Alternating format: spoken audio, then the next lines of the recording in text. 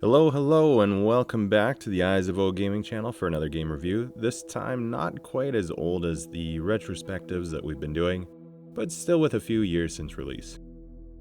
Do you like puzzle games? Do you like esoteric, mysterious stories in your adventure? Well, I hope so, because today we're looking at QUBE 2, a game that released in 2018. This one was developed by Toxic Games and published by Trapped Nerve Games. So what is QUBE 2? Does it still hold up since it was released? Well, let's get into this one without any further ado, so you can see for yourself if this one is worth it for you. Let's get into it.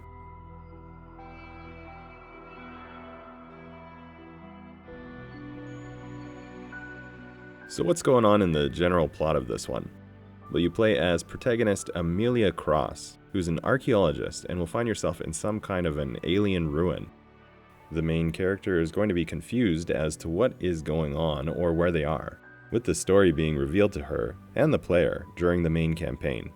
As you play through, you will have an intermittent contact with another survivor, Commander Emma Sutcliffe, who's going to give you some direction to help coordinate your efforts. When you wake up, you find out that you're wearing a suit and gloves, which will give you some control over this alien structure, which of course is going to be how you navigate the maze-like world you find yourself in.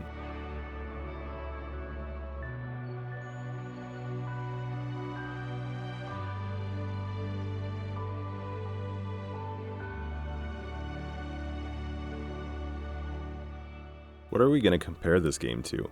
Well, as always with sequel games, you're going to have some comparison to a prior release. This one is no different, with QUBE coming out in 2015. There is definitely a lot of similarity between QUBE and QUBE 2, but I'm not going to go into too much detail as it seems pretty obvious why these ones are going to feel similar to each other. The games that I thought were most similar to this was the Portal series, with those games feeling extremely similar to this one. The setting, the tone, the puzzles, everything in these two franchises are going to feel very, very similar. And if you've played the Portal series in the past, I think you're going to be instantly reminded of that series when you start this one up.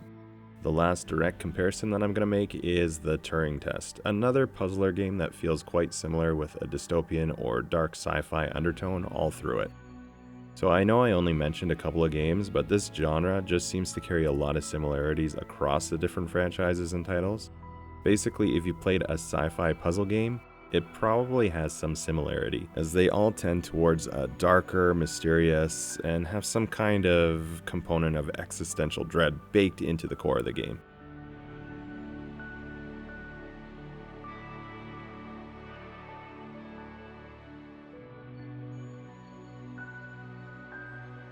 This game takes place in first person, and most of the mechanics are going to be around the manipulation of the environment to solve puzzles.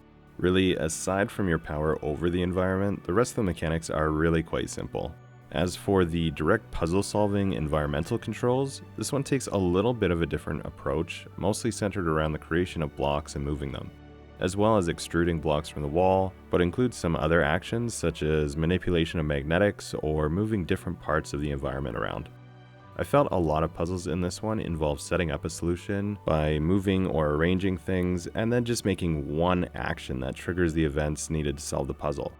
That's not the case for all of them, obviously, as some do require you to actively be doing actions as the events unfold.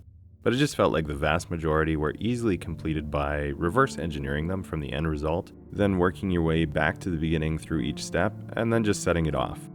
Personally, I didn't find the puzzles themselves very challenging, but I do tend to enjoy solving puzzles, and this will likely be different for every player. I don't think I spent more than maybe a few minutes with any given puzzle, and didn't need to look any of them up as they all felt really quite intuitive to solve. The game also has a really nice curve where it introduces you to the tools that you have to solve the puzzles and then increases the complexity as you go. In other words, it's not a steep curve that some puzzle games can have, it's a nice gentle one that eases you into those complex puzzles.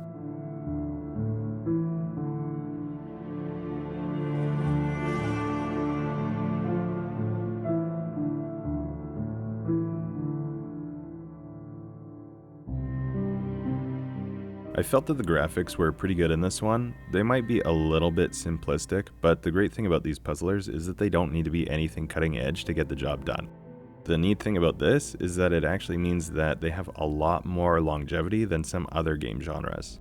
The one graphical critique could be that the environments that you're going to be playing in are all fairly similar, and for the most part you won't have much in terms of diversity of style throughout. That said, in this type of game, that is almost more beneficial as it allows for familiarity with puzzles, and very quickly you'll start to learn what to look for in order to solve the puzzles. This might sound like a bad thing, but honestly, as with anyone I think who enjoys puzzles or logic tests or solving mathematical equations, part of the joy is learning what to look for in order to get more and more efficient at solving them.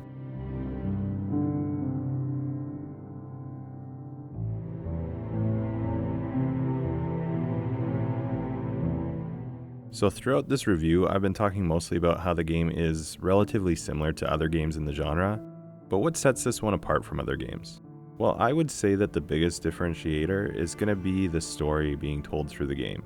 As you play through, you're going to be interacting with Emma over a communication device, as well as learning more and more about the mysterious place you find yourself in. The game culminates in an ending which allows the player some choice as to how to finish it. Don't worry, it's not going to drastically alter the gameplay as it only happens at the very end, but it will allow for a different ending sequence. Other than that, like I said, it really will feel quite similar to other puzzle games in the genre. The nice thing is, I didn't really encounter any glitches or bugs with this one. I played through the whole game without so much as a sound or texture issue, which was really a nice change from a lot of games I've been playing lately.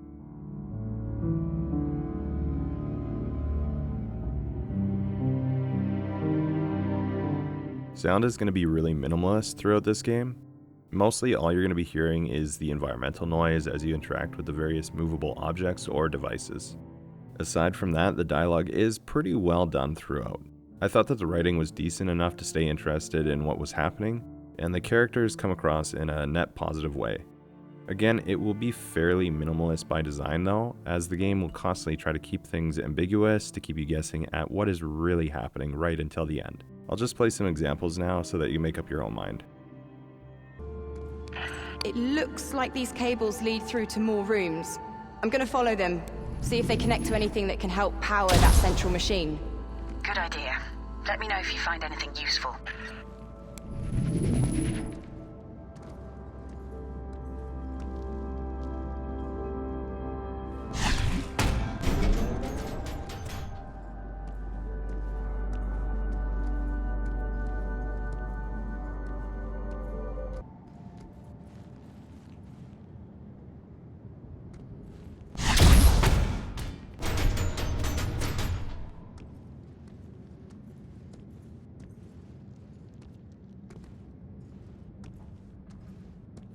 Hello?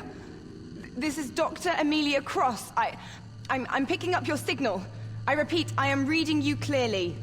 Please, I don't know what's happened, but I need help. Try and remain calm.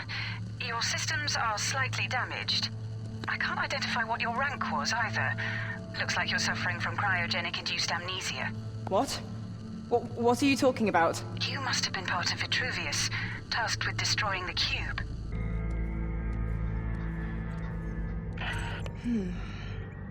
I can't decipher this, Emma. The language is like nothing I've ever seen.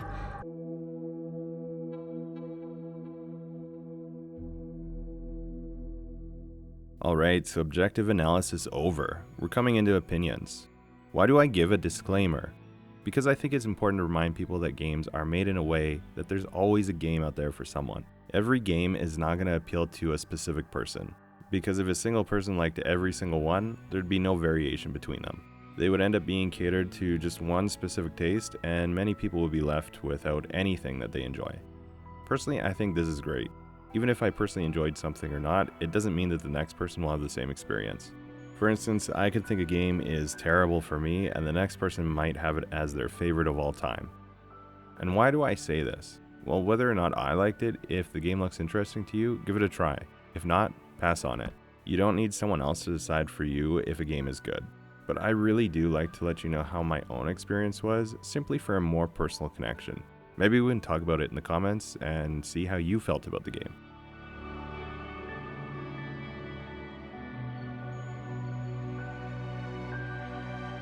And with that, did I enjoy this one and would I recommend it to you, my friend? Yes! Wholeheartedly yes, without hesitation. Well, maybe a slight hesitation, which simply hinges on whether or not you like puzzle-solving games. Honestly though, if you don't like puzzle-solving games, I'm kinda surprised that you made it to this point in the video, as it would seem pretty obvious that this game isn't for you. If you do like puzzle-solving games, this one is a real treat. The puzzles aren't really that hard, so you do get a nice constant dopamine bump every time you pass through one. That said, they can get somewhat complex, especially as you progress through, which will push you to think it through. I found for the most part, if you just look at the objective and work your way backwards, you can pass through them all with some pretty straightforward analysis. I'm recommending this one to anyone who likes puzzle games, and if you played something like Portal and enjoyed it, then I would be very surprised if you didn't enjoy this one as well. So I hope you enjoyed this look at QUBE 2.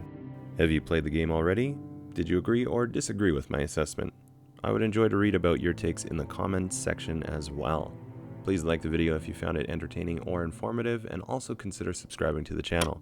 I make a variety of gaming content and would be very happy to have you join the community and direct the future of the channel. Otherwise, thank you so much for taking the time to watch today, and until next time, take care. Anyone, help me.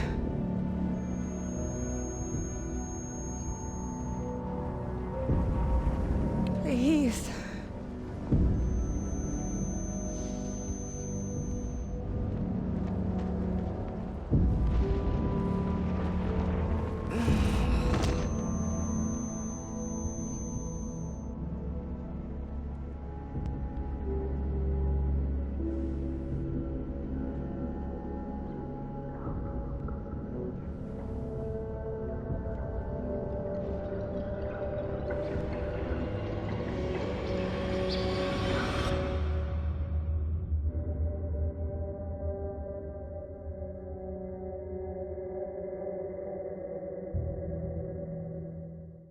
Mayday. This is Commander Emma Sutcliffe of the Vitruvius mission. I am stranded in an unknown location following mission success. Are there any survivors out there? Hello? This is Dr. Amelia Cross. I'm picking up your signal. I repeat, I am reading you clearly. Please, I don't know